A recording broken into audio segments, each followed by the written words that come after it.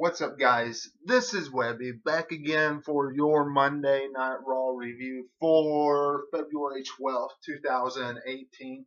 We are on the road to WrestleMania. We are just around the corner to the Elimination Chamber. Many developments came out of this Monday Night Raw. More spoilers came out of this Monday Night Raw. Something to look forward to next week came out of this Monday Night Raw. All that plus so much more happened on this edition of Monday Night Raw. First off, if you are not a subscriber and you are just now tuning into the channel, go ahead and hit that subscribe button and hit the bell for all notifications.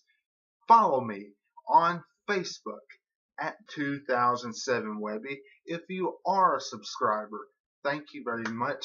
And for everybody who has been joining me, following me throughout this journey on YouTube, thank you very much. Now, Monday Night Raw tonight.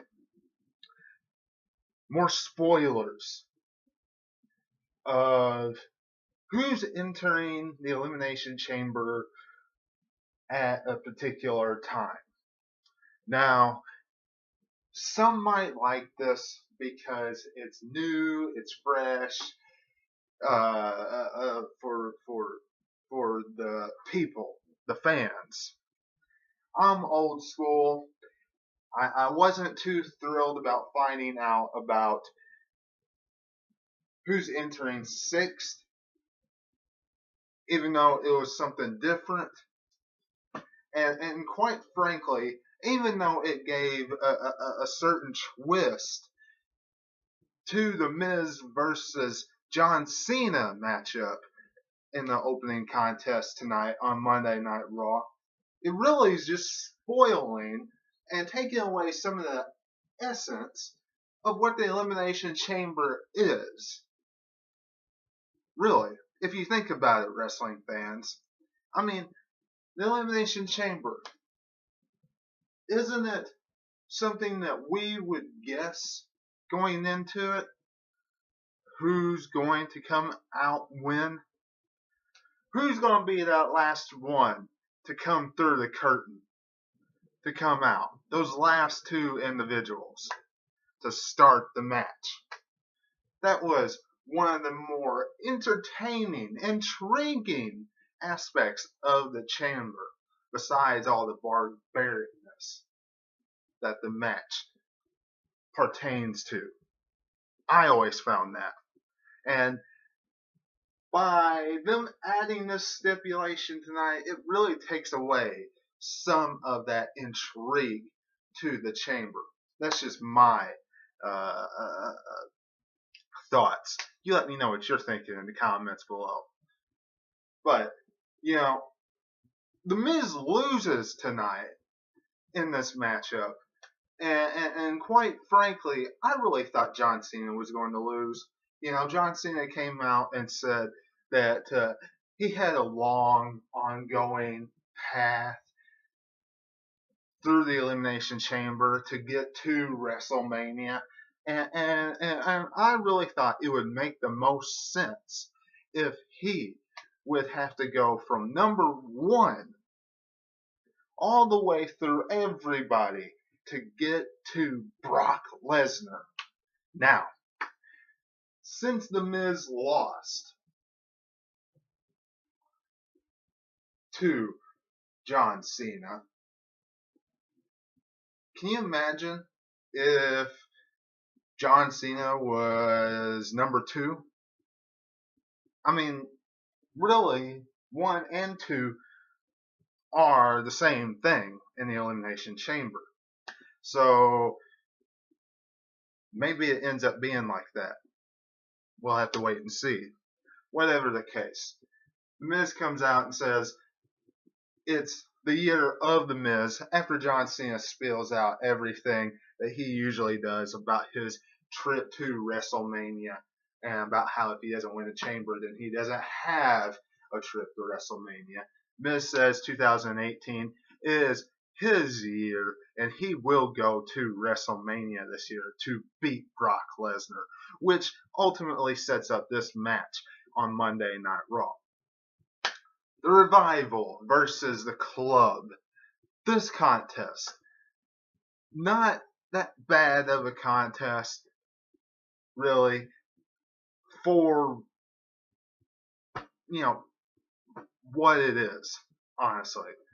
These guys are going back and forth every week, facing each other. I mean, they're having 50-50 booking every single week.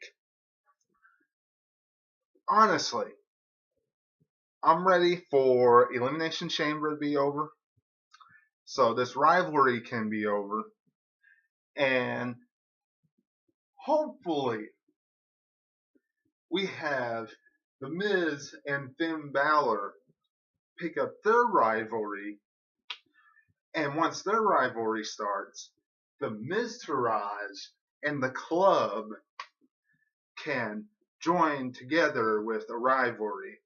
That would be a lot more entertaining than the Revival and the Club just trading victories back and forth. That's just what I'm hoping. I've been predicting that for quite some time now, and I've been hoping that would happen for quite some time now. Bayley versus Sasha Banks. This contest, quite frankly, Bayley versus Sasha Banks is a match that should have been saved for a bigger stage. Now, I'm not going to complain about it. Bayley picked up the victory. It was a good contest. But really, in the grand scheme of things, can you imagine if it was on a SummerSlam or a Survivor Series, Royal Rumble, WrestleMania, something like that? Much bigger stage, jam-packed house, tearing the roof off the joint. That would have been something else. I understand. It's her hometown. I understand. Getting Bayley a big victory over Sasha Banks, the Iron Woman of the Royal Rumble. But this match should have been saved for something much bigger than a Monday Night Raw. Just my opinion. And should have had a much bigger build to the matchup instead of just, well, both of these women took Asuka to a limit, so now let's see what they can do. And they're both friends. Alexa and Mickie James took on Mandy, Rose, and Sonya.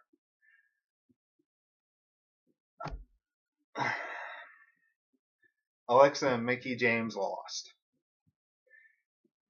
I'm kind of glad they lost.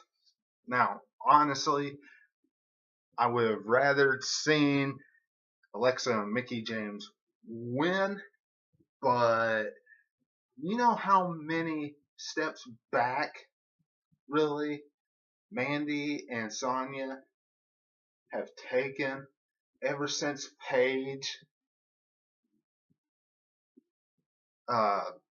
got injured and pretty much has retired. I don't care if she is out there with them every week. She's retired. So they've taken steps back, getting beaten numerous weeks. I don't care if they've come back and beaten people up after a match.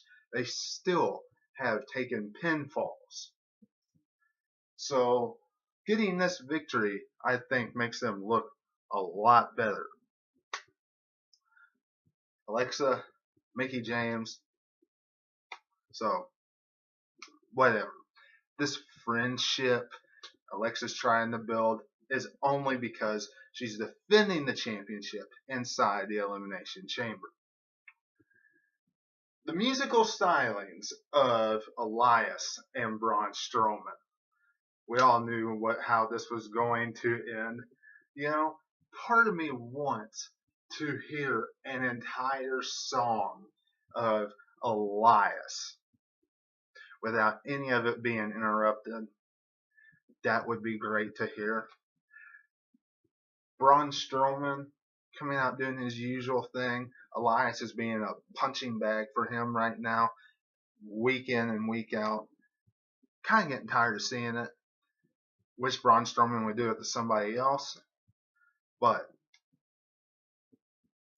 yeah, it's always great to see Braun Strowman beat people up, though. Whatever the case. Both men did their musical stylings tonight. And Braun Strowman, in the end, breaks this huge guitar all over Elias's back until he's just completely knocked out. Very entertaining stuff on Monday Night Raw between these two men. Roman Reigns versus Sheamus. I really don't know what to say about this. I mean, good contest, but there's not a whole lot to say about it. It was a standard Roman Reigns matchup. Standard. Gets beat up, big part of it. Comes back at the end. Spear, 1, 2, 3. That's it. Sheamus and Cesaro. Cesaro's down there. Gets involved. Reigns takes him out. Sheamus is on the top rope. Spear off the top rope. That's how it ends. What more can you say? I mean, seriously. Kurt Angle and Seth Rollins. They have a segment on Monday Night Raw tonight. Big announcement that was made was Ronda Rousey will sign her contract for Monday Night Raw at the Elimination Chamber. Huge. Absolutely huge for the Elimination Chamber. What kind of contract that will be still remains to be seen. Most likely, I can see it being just like what the rumors are saying, kind of like Brock Lesnar. I can't see it being bam, bam, bam, bam, bam, bam, bam, week in and week out. And I also would like to see it, just like the rumors were saying, her being with Paul Heyman. That would be something else. Having Paul Heyman with her. Huge mouthpiece. And bringing the women's division from here to here would be something else as well. But anyway, Kurt Angle makes that announcement and then makes the announcement that his son, Jason Jordan's going to miss WrestleMania and about how people need to feel compassion and about how they should be ashamed if they want somebody to get hurt and miss WrestleMania. About that time, Seth Rollins comes out and says that he wants to be Monday Night Raw, not just be a part of Monday Night Raw. And that's when the Fatal 5-Way contest was made, and it was changed from a Fatal 4 to a Fatal 5-Way. WWE likes their Fatal 5-Ways now. They don't really know the meaning of the they don't really know the meaning of the word of the match. Fatal 4-Way. It's always Fatal 5 or Fatal 6 or 6-Pack Challenge or something like that. Whatever the case, we got Finn Balor, Bray Wyatt, Woken Matt Hardy. Yes. Seth Rollins and Apollo Crews. Worldwide in the main event. The match, not bad. It was a pretty good contest, you want to know the truth. Kind of what we expected. Wish it wasn't so much spot fest. You know, everybody lying down on the ground, flopping around on the ground while two guys did their spots. Then it went back and forth to another two different guys doing their spots all throughout the match. Not to say that, what the guys were doing wasn't good, but it was a lot of spots. Wish they were all doing stuff at the same time. Just my personal feeling or opinion about it. In the end, with a double power bomb from the top rope, Finn Balor and Seth Rollins picks up the victory over Bray Wyatt. This will definitely lead to a matchup next week on Monday Night Raw between these two superstars to determine who will go inside the Elimination Chamber last. Can definitely see it.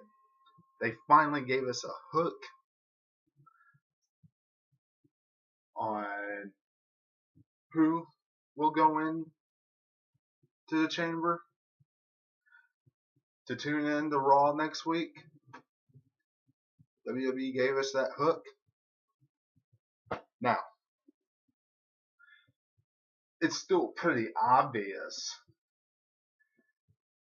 Seth Rollins is having his rivalry. I can still see it with Kurt Angle, and he can face Kurt Angle, especially what happened what's been happening over the last few weeks.